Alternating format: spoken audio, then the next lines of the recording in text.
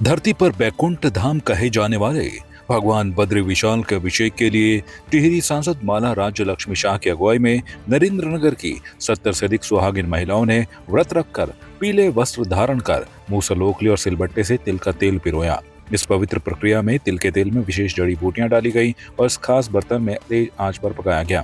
इसके बाद तेल को चांदी के कलश में परिपूरित किया गया। राजमहल में पहुंचे डिमरी केंद्रीय धार्मिक पंचायत बद्रीनाथ धाम के पुजारियों ने तेल से भरे कलश की विधिवत पूजा अर्चना की। पूजा के बाद सुहागिन महिलाओं और राज परिवार को भोग प्रसाद वितरित किया गया। इसके पश्चात राज परिवार ने तेल कलश डिमरी केंद्रीय धार्मिक पंचायत को सौंपा, जो बद्रीनाथ धाम ले जाया जाएगा। सबसे पहला मैं हमारे बद्रीनाथ जी को प्रणाम करती हूँ। हम सब लोग मिलकर, और क्योंकि अब कपाट खुलने का समय आ गया है, ये तेल हमने आज शुरू कर दिया है। आज शाम तक दिन तक खत्म होंगे तेल निकालने के लिए। ये परंपरा सालों से चल रहा है और आगे भी चलेंगे। मुझे पूरा विश्वास है भगवान के आशीर्वाद से, हमारे लोगों के साथ होने से, क्योंकि ये जो प्रोग्राम है महिलाओं का है, इसलिए मर्द लोग को हम आने नहीं आते हैं, महिलाओं के ही है। वो भी आप लोग जानते हैं, यहाँ महिला भी सब महिला नहीं आ सकते हैं। जो शादी किया हुआ है, जो ऐसे लोग आ सकते हैं। आज का समय अलग है, मगर वो परंपरा है, वो आगे चलना चाहिए और सबको पता होना चाहिए। क्योंकि जो हमारे गढ़वाल के लोग हैं, उत्तराखंड के लोग हैं, उन लोगों को पता चलना चाहिए परंपरा क्या होता है। ये नहीं कि हम नए लोगों को अंदर आने देते हैं, क्योंकि आज के समय में काफी चीज मानते नहीं लोग, और ये भगवान का पूजा है। इसीलिए इसके लिए मैं बहुत स्ट्रिक्ट हूँ, क्योंकि महिलाओं का प्रोग्राम है, महिलाएं भी सब नहीं आ सकते हैं। और जो मर्द लोग आना चाहते हैं वो बसंत पंचमी के समय आते हैं, क्योंकि वो प्रोग्राम मर्दों का है, ये प्रोग्राम महिलाओं का है।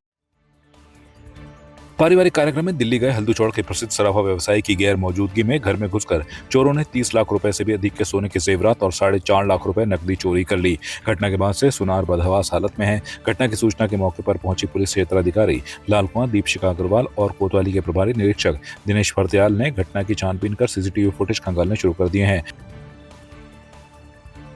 पार्टी उटी थी, बच्चे भी गए थे, तो वहाँ से मैं अभी आया हूँ 5:45 बजे। घर मैंने ताला खोला, फ्रेंड का ताला खोल के अंदर आया। जैसे एंट्री करी तो ऊपर छज्जे बीच वाला गेट का ताला खुला हुआ था, और फिर मैं ऊपर आया तो दरवाजे का ताला टूटा हुआ था, मतलब हत्था उत्ता लगा के तोड़ दिया। अलमारी की लॉक वो सब खोल दिए, सोना चांदी और कैश वगैरह सब ले गए हैं, बर्बाद कर दिया। सामान करीब 300 ग्राम के आसपास सोना गया है और 4.5 लाख कैश गया है। देखिए, एक सूचना प्राप्त हुई थी अभी कोतवाली लालकुआं को कि हल्दूचौड़ क्षेत्र में एक व्यक्ति हैं नितिश वर्मा, इनके घर में चोरी हुई है।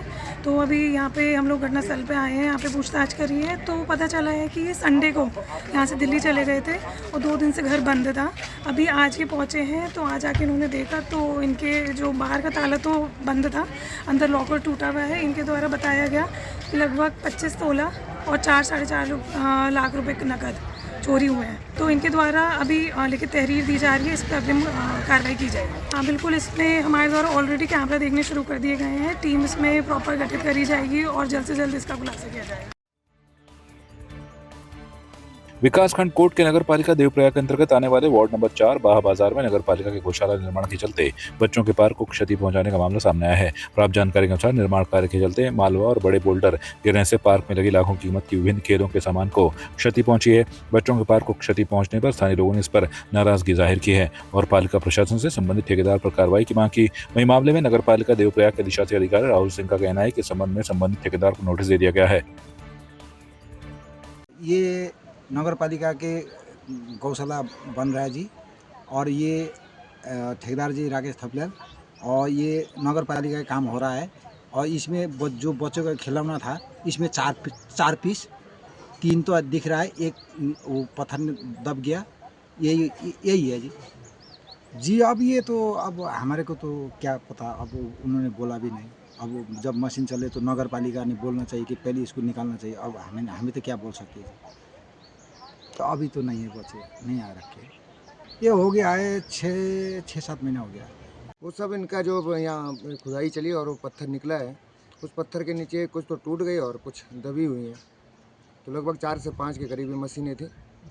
और इसका जो भी इसका भुगतान है वो कौन देगा, और जो बच्चे यहाँ खेलने आते थे वो भी अब खेलने नहीं आते। नगर पालिका को ये सोचना चाहिए कि हमने इतना खर्चा करके ये चीज़ें करी और उसके बाद ये टूट रही हैं। उनको लगे हुए ज़्यादा टाइम नहीं लगा होता, लगभग साल भर के करीब, और उसके बाद 5-6 महीने बाद टूट गई। नुकसान भी, और जो बच्चे खेलने आते हैं उनका भी नुकसान है कहीं ना कहीं। ये जनता का ही पैसा है हमारा, जो भी टैक्सेस वगैरह जाती है वो जनता के पैसे से जाती है।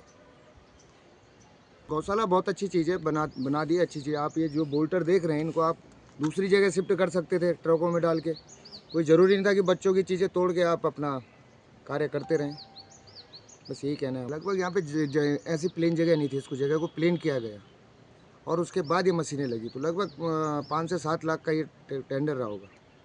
इसमें वो जो पार्क बनाया गया था उसमें समतलीकरण और जो सुरक्षा दीवार वगैरह लगाई गई थी उसकी लागत 5 से 6 लाख रुपए थी। और उसके बाद जो उसके साथ सामान मंगवाए गए वो भी लगभग 5.5 लाख रुपए तक के हमें मिले थे। इसके लिए हमने वो ठेकेदार को नोटिस, एक पहले में जैसे मेरे संज्ञान में आया उसको मैंने ठेकेदार को नोटिस भेज दिया था। उसके बाद उसने बोला कि सर जैसे ही हमारा यहाँ से मलबा हट जाएगा उसके बाद हम इसका जो हमारी लागत है उसमें हम इसको रिपेयर करके इसको पूरा सही कर देंगे। वो उन्होंने आश्वासन दिया है। इसलिए जैसे ही मलबा हट जाएगा उसके बाद उसके पे निगरानी रखी जाएगी और उस पर दोबारा निर्माण किया जाएगा। जी हाँ, मानते हैं ये सारी एक ठेकेदार की लापरवाही से हुआ है। उनका ध्यान उस तरफ नहीं गया कि यहाँ पे भी बच्चों के एक खेलने का साधन है, उस पर सरकार का पैसा लगा हुआ है। इसलिए हमने उसको नोटिस भेजा है और मौखिक तौर पे भी उनसे वार्ता की है ताकि वो जल्द से जल्द उसको बना सके। गढ़वाल कमिश्नर विनय शंकर पांडे की अध्यक्षता में विकास भवन सभागार में चारधाम यात्रा, वनाग्नि, पेयजल, सड़क सुधारीकरण, सीएम हेल्पलाइन सहित अन्य विकास योजनाओं की समीक्षा बैठक हुई। आयुक्त गढ़वाल ने चारधाम यात्रा को लेकर आवश्यक सभी तैयारियां 25 अप्रैल तक पूरी करने के निर्देश दिए। बैठक के बाद उन्होंने स्टेट हाईवे पर गतिमान डामरीकरण और पैचवर्क के कार्यों की गुणवत्ता का भी जायजा लिया। आयुक्त गढ़वाल ने कहा कि चारधाम यात्रा को देखते हुए श्रीनगर एक महत्वपूर्ण गढ़वाल है, जहाँ ट्रैफिक व्यवस्था के साथ साथ पार्किंग की व्यवस्था भी चुनौतीपूर्ण है। और 30 अप्रैल को गंगोत्री और यमुनोत्री जी के कपाट खुलेंगे, 2 मई को बाबा केदारनाथ के और 4 मई को बद्रीनाथ जी के।